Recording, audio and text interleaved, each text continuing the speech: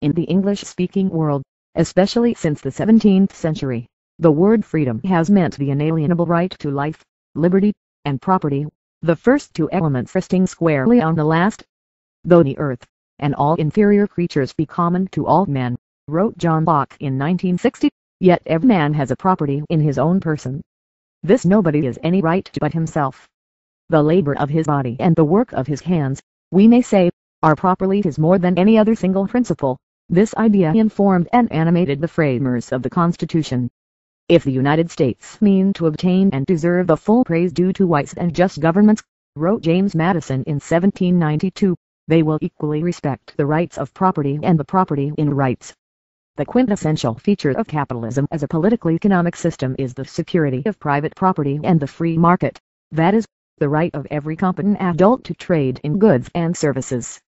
As Milton Friedman fully put it, free markets, properly understood, are an implication of private property.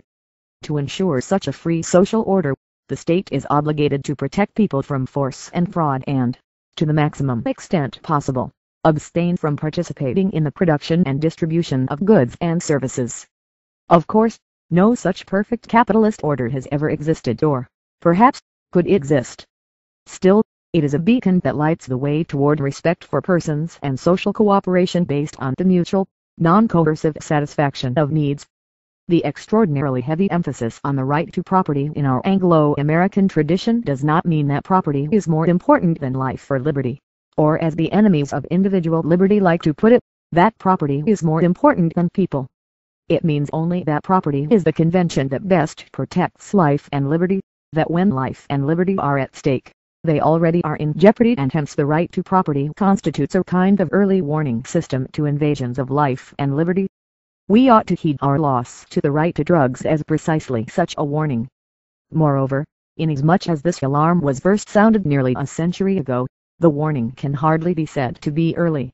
On the contrary, the sirens have sounded for so long that we no longer hear them. On no other front have the American people been subjected to so relentless a state of pressure against their constitutional rights than on the issue of the right to drugs, and on no other front have the American people yielded their rights to encroachments by the federal government so readily, willingly, and indeed eagerly as on this one. I want to show that because both our bodies and drugs are types of property, producing, trading in, and using drugs are property rights, and drug prohibitions constitute a deprivation of basic constitutional rights,